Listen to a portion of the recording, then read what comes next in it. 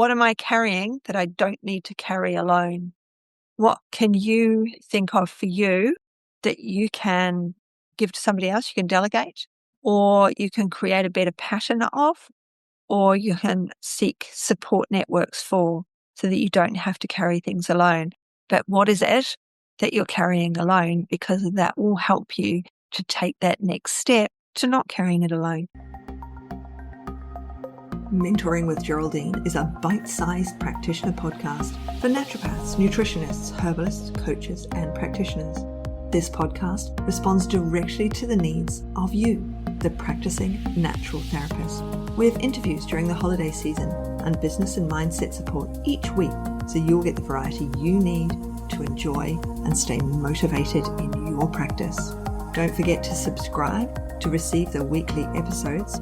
And if you want to connect with me, always check the show notes, because that's where you'll find the links to book appointments and, of course, to join the Academy, the membership group, where there's constant connection and community with like-minded practitioners. Now, let's get started.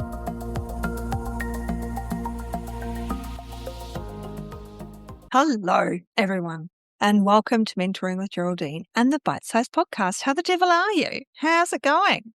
So, what are we up to? The middle of February. Can you believe it? I was just looking at the date and I just thought, what? How have we already got to the middle of February? Does that mean that it's suddenly going to be Christmas? It was probably the fact that I was just at the supermarket and there are more hot cross buns there than I've probably ever seen anywhere. I'm an okay fan of hot cross buns, but they need to have big chocolate chunks in them. So that's not really a hot cross bun, is it? But anyway, not to worry. That's just a chocolate bun.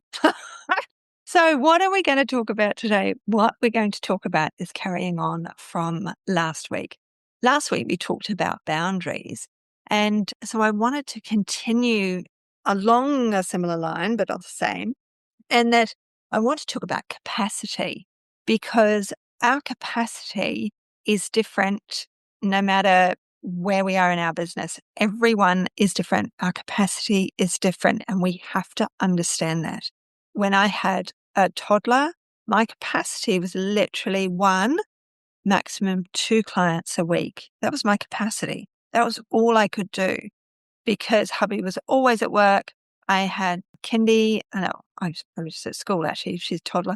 And she's a toddler, so I would have to have somebody looking after her. Then when she was at Kindy, where we were, they did morning sessions and afternoon sessions. So it's like a 3-hour session. So I could only do one client when they were in that session. And I still had to do all the other things. And that little, it's only 3 days, 4 days a week, 4 sessions, 4 days a week of 3 hours. So I could have done 4 clients, woohoo.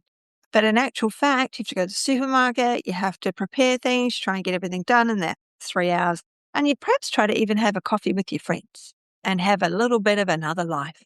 Or I would be working. I was nursing all the way through that time. So then it would be a case of making sure they were dropped to kindy. My husband would drop to kindy, and then the collection would generally be by a nanny, or that would be the day that they went into after school care, because they had that for kindy kids. So our capacity changes because, that's when they're little wee. So 1, 2 people a week, tops, nothing in school holidays. I was too busy. My client base had children too. They were too busy. Then we get to like 8, 9 years old. You can drop them at school. They can finally start getting themselves home. We're only a block away from school, so they could walk. But I still couldn't stretch to heaps of people. And then ultimately, I discovered that I had a maximum of 15, which I did say the other week, I think. I could see 15 people a week before I reached my own capacity, okay? Because capacity, it's not just about time, it's also about thinking space. It's also that shift, from time management to cognitive and emotional load. I mean, I described it as an empathy bucket. You get to the end of the week.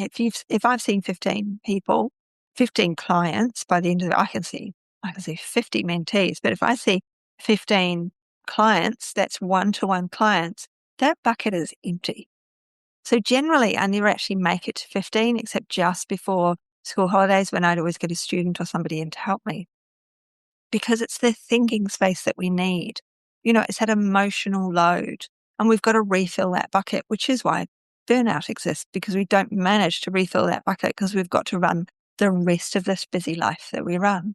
So full diaries, although they sound amazing and they're wonderful and you look at it and you go, oh, wow, I'm full, that's actually really draining on us because we can get that decision fatigue. It's really hard to make a decision for clients. Great about my Monday groups because people talk about their clients, so I'm not sure what to do with this person.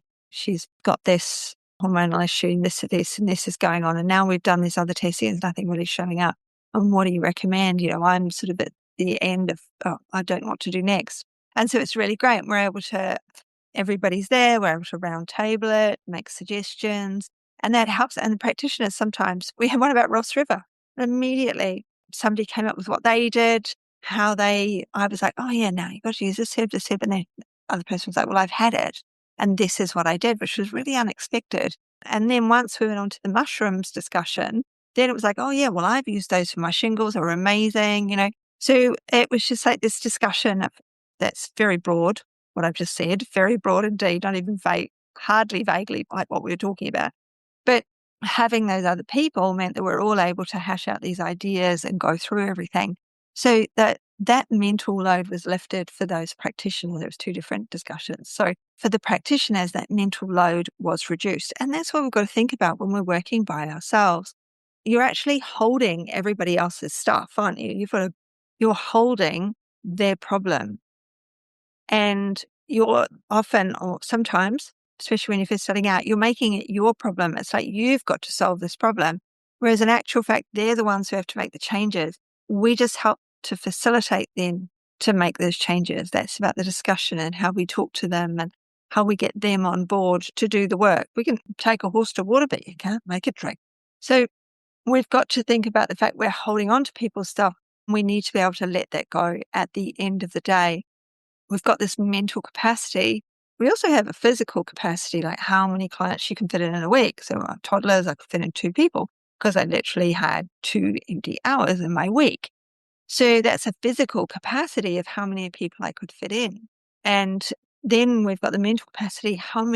What mental load can I tolerate before I know that my decisions aren't necessarily the best decisions that I'm making for my clients? And I just reacting to what's going on with their issues. They're saying, I don't know, they've got stomach pain once a month. Let's be very vague.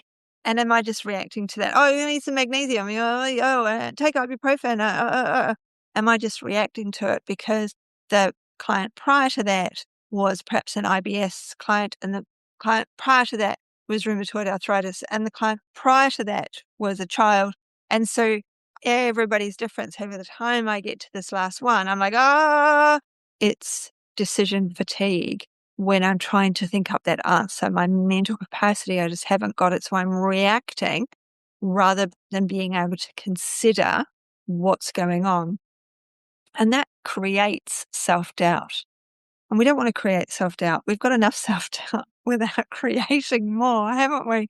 Every time you see a patient, oh, did I do it right? Have I given them the right thing? Perhaps I could have given them something more. Did I need to spend, you don't need to create more of that. We've got enough of that going on already. And if you're not doing that, go you. Okay. If you're able to go, no, that my client, I've seen them.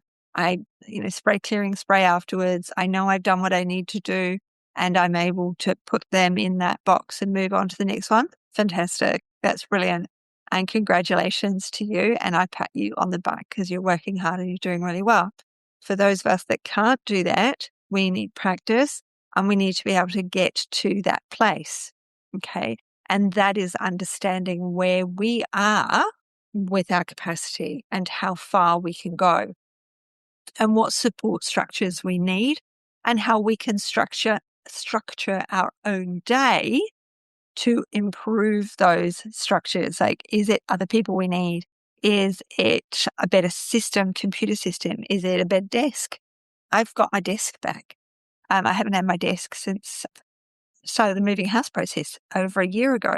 And I finally have my desk back. Admittedly, if you're watching me on YouTube, you've got a green screen behind me.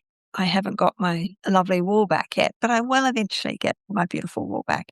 I will eventually get those things. But at the moment, I'm just really happy to have my desk. And that's really supporting the structures of what I do. It's supporting me in a productive way because I come and sit down at my desk. It means that I have a workspace. I'm not getting the computer out on the dining room table after moving everything that's on the dining room table. And I actually have, again, a structure to start working again. And I haven't stopped work. I've been working all over the place. I worked when, we were in Vietnam. I was working then. The other week, I didn't work. I was in New Zealand hiking, but I've got these structures in place. I've got the time management systems working for myself. I'm prioritizing, and I don't carry everything alone. I used to. I carry lots of things alone. I do lots of things without any help and support. Obviously, everybody does. But what can you, I guess the question, what am I carrying that I don't need to carry alone? What can you think of for you that you can give to somebody else? You can delegate, or you can create a better pattern of, or you can seek support networks for, so that you don't have to carry things alone. And hopefully that's not going to be a very big list. Hopefully it's just going to be one or two things that jump right out from this podcast that you go, oh yeah, I am carrying that alone. And that is something that I need to sort out.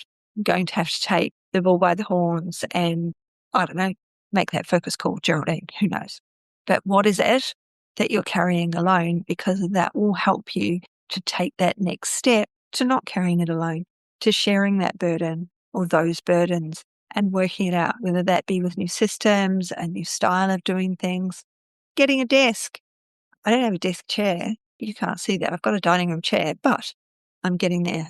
I'm not carrying things alone. I brought the desk down from the shed with hubby. I didn't try and drag it down here by myself. It's really simple thinking things like that, but it's what really helps, knowing that those support networks are there for you. So what support networks do you need even more of? Where can you seek more help so that you're not carrying everything alone? Right, I'm going to leave it there.